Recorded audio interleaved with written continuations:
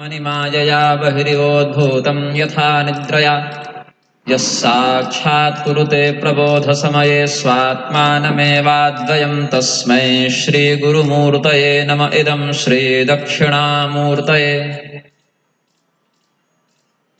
इन्द्वज्ञर्कदृशां विघूर्णतशिरोमालां परां शोभितां चर्मारणो भवपरशुकारमुखगदामुण्डासिशूलादिभिः वन्दे निग्रहकारिणीं विजयिनीं वैश्वानरक्रान्तिभामाम्नायद्गिरदान्तकस्थकरणामाखेटिकप्रेयसीम् यं ब्रह्मा वरुणेन्द्ररुद्रमरुतस्तुनुवन्ति दिव्यैस्तवैर्वेदैः साङ्गपदक्रमोपनिषदैर्गायन्ति यं सामगाः ध्यानावस्थिततद्गतेन मनसा पश्यन्ति यं योगिनो यस्यान्तं न विदुः सुरासुरगणा देवाय तस्मै नमः।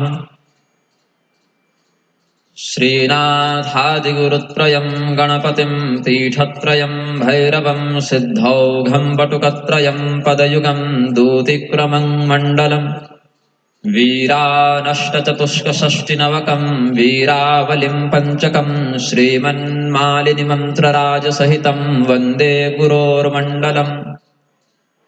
नारायणं नमस्कृत्य नरं चैव नरोत्तमं देवीं सरस्वतीं व्यासं ततो जयमुदीरयेत्। श्रीनाथमचलं नित्यं सर्वज्ञत्वादिकामदं वन्दे मूलाधिकारस्थं बोधरूपं जगद्गुरुं